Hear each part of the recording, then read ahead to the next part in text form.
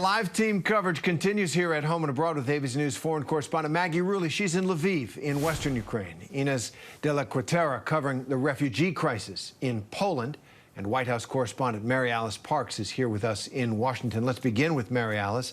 Secretary of State Antony Blinken, we've just heard him say that American intelligence suggests that Russia may be planning to use a chemical weapon based on some false flag accusation that Ukraine is actually the guilty party, just to escalate, I guess, the violence and trying to achieve aims on the battlefield that they aren't able to with conventional weapons.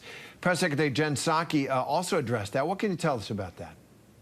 Yeah, Terry, this is a major concern from the White House. We've heard them starting to talk about this more and more. Like you said, they're very worried that the fact that Russia has been using this language could be a sign that, in fact, Russia is planning something. They are on high alert. It's hard to imagine this war becoming even more horrible like that. But the White House pointing to the fact that Russia has in the past used chemical weapons on some of its own dissenters, that Russia has in the past sort of supported and given the green light to the Syrian regime that used chemical weapons. They say that these are both a sign that Russia could, in fact, do this again. And they want the world on notice. They want the world on high alert and prepared for this. It's also interesting that yesterday we saw talks again between the White House and Russia resume. The White House saying that that was because they wanted to give a strict warning back to Russia, an open line of communication that we have not seen. They wanted to give a warning that there would, in fact, be severe consequences, they say, if Russia were to go this route.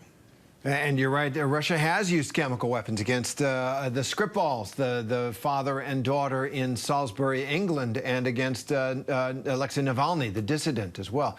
And so, Mary Alice, what are you hearing now? We heard a question in that briefing about a U.S. citizen who was killed in northern Ukraine.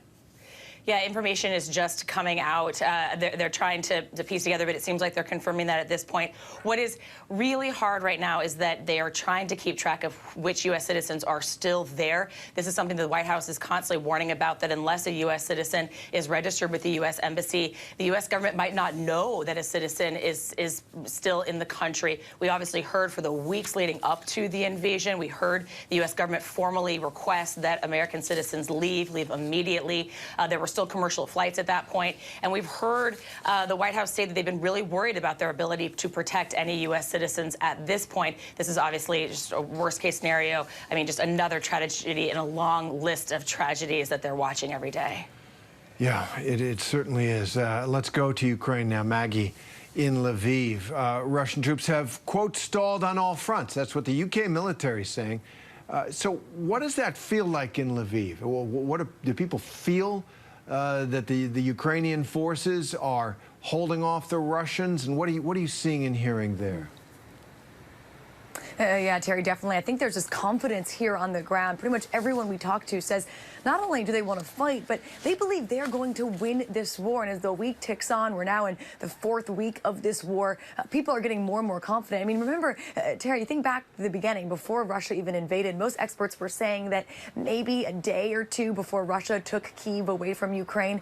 Here we are, Terry, again, into the 4th week. And now those same experts are saying it's if Russia can take Kyiv from Ukraine. I mean, this is a huge shift. We're now seeing Ukrainians launching counterattacks. You know, they have some of their top commanders in the Kyiv region as well. There are battles there almost constantly. But, Terry, what's concerning is that both countries are still so focused on that capital. We just heard Mary Alice talking about this potential use of chemical weapons, this big fear that everyone has. And the concern is that if both countries want Kyiv, but Ukraine right now is just not letting Russia take it, what is President Putin going to do next? We already see him shelling and bombing indiscriminately, seemingly to target civilian areas. Would he go that next step? Would he use a chemical weapon? That's some of the big concerns right now here on the ground, Terry. Absolutely. Inez, let's go to you on the other side of the border there in Poland. This is the largest refugee crisis since World War II. Millions of people expelled from their homes, on the road, looking for help, for shelter, for everything. U.S. refugee officers have been sent to Europe to help Europeans. What are the U.S. officers going to be doing? What can the U.S. government do to help? Hey, Terry, yeah, so the Department of Homeland Security is saying that refugee officers have been sent to Europe. They're going to be helping screen Ukrainian refugees, and they're going to assist in their resettlement process. The U.S. has been facing growing calls to accept more Ukrainian refugees. So far, the U.S. has only taken in a few hundred Ukrainian refugees. But the administration's position is that refugees would want to stay in Europe anyway, that they're not necessarily interested in coming to the U.S. And to be honest, it kind of lines up with what I'm hearing here on the ground. Most refugees say that they want to stay close to Ukraine. They're not even interested in going to other parts of Europe necessarily, which is part of the reason Poland has taken in so many refugees, because these refugees want to stay close to home. They want to be able to go back to Ukraine as quickly as possible. We were at a border crossing earlier today, and there was already a long line of people waiting to get back into Ukraine. Some people in that line told us they'd been waiting for over an hour. They all had different reasons for being there. So some were bringing in humanitarian supplies, some were going back to join the fight, some just wanted to be with family members. But it just goes to show, how much these people love Ukraine. They want to be in Ukraine. They don't want to be here. The people you're seeing behind me do not want to be here. They've just been displaced by this horrible war. Absolutely. You can see them, just part of the crush of people that is an exodus out of Ukraine. And as Inez says, they want to go back naturally. Let's hope they do. Inez, Maggie, Mary Alice, thanks very much.